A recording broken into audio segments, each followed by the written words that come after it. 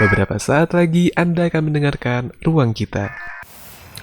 Oke, akhirnya balik lagi di Ruang Kita dan ini adalah video pertama atau konten pertama yang bakalan dari kalian.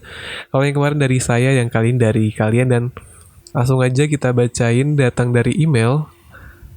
Terima kasih buat kamu sebelumnya yang udah mau bikin Ruang Kita. Namaku Rudi, nama samaran. Oke, hai Rudi. Terima kasih atas ceritanya. Sebenarnya mau nitip salam aja buat seseorang yang aku temuin di semester 2 pas kuliah. Perempuan yang dimana sampai sekarang, semester akhir, aku nggak pernah punya kesempatan dan meskipun aku juga tahu kalau emang nggak akan pernah bisa, salamku semoga kamu sehat dan yang paling penting satu hal, semoga kamu menemukan apa yang kamu cari ya. Emoticon smile. Not big. Bingung kalau cerita, takut kepanjangan, makanya salam aja. Ya bebas sih buat teman-teman yang mau salam atau mau cerita panjang pun gak ada masalah. Cuman oke, salam pertama dari Rudi untuk temannya sejak semester 2. Tapi emang ngomongin soal kayak gini tuh rada berat ya. Momen kuliah itu memang jadi momen yang membuka potensi buat kagum, suka, bahkan sampai cinta sama teman sendiri itu jadi lebih tinggi gitu.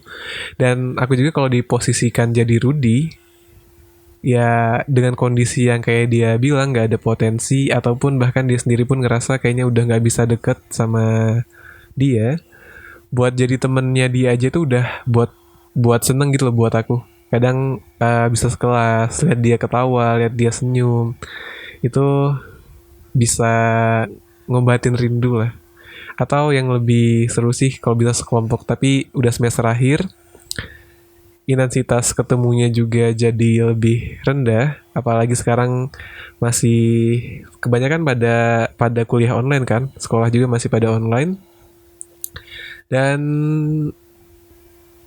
semangat terus buat Rudy dan juga semoga si dia tetap sehat dan juga menemukan apa yang dia cari, atau semoga aja kamu adalah orang yang dia cari. Amin, amin. Thank you Rudy buat salam dan cerita singkatnya. Atau mungkin teman-teman ada juga yang mau nanggepin salamnya Rudy, atau gimana pun langsung aja tulis di kolom komentar kalau dengerinnya di YouTube sih ya. Dan juga kalau ada teman-teman yang mau ceritanya dibacain di sini, bisa langsung kirim aja ke alamat email kita di ruangkita14@gmail.com. Cerita pertama datang dari Rudy ya, itu momen kuliah adalah momen yang sangat banyak potensi buat suka sama teman memang. Bisa teman sekelas, teman sefakultas, seprodi, atau bahkan mungkin teman organisasi. Itu potensinya lebih terbuka lagi. Oke, lanjut ke cerita kedua. Yang ini datang dari WhatsApp. Kita sebut aja Miss Ius. Biasanya Mr. Ius.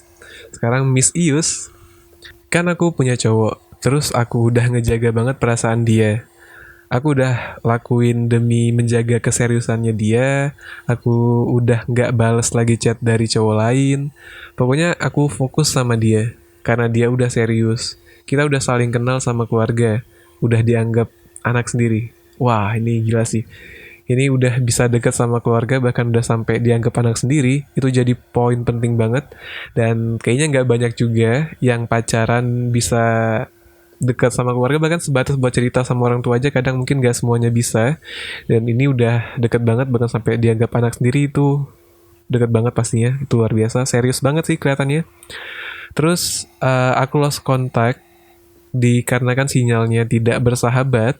Aku posisi di Lampung waktu itu. Oke, jadi dia balik ke Lampung tapi sinyalnya nggak mendukung, dan tapi alhamdulillah masih bisa berkomunikasi, cuman ngasih kabar aja. Dan ini cewek yang apa ya, yang dinanti-nanti para cowok nih, nggak usah ditanyain dulu baru jawab, ini ngabarin langsung loh, ini keren loh. Lanjut ke cerita. Nah, terus saya posting di WA foto saudara aku sama cowok kan. Oke, jadi dia ngepost foto saudaranya sama cowok lain. Oke, oke.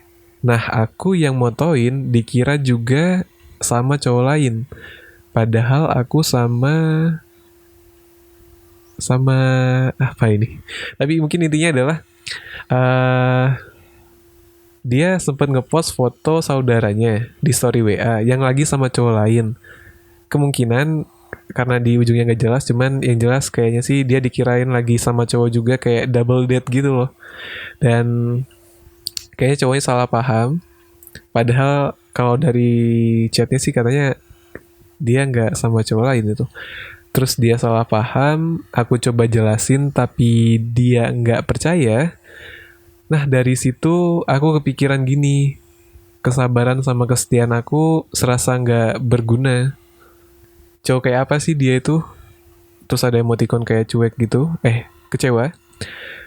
Aku udah bodo amat sama sikapnya dia yang cuek dan dingin.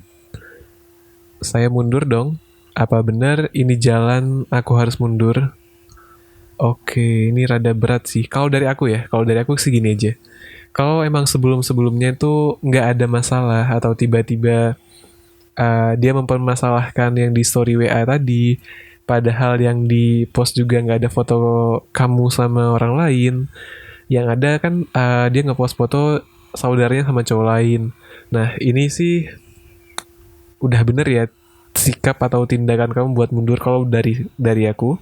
Karena mau gimana lagi kalau nggak ada bukti valid buat mendukung argumen si cowok, dan juga kamu udah berusaha ngejelasin juga tetap nggak percaya.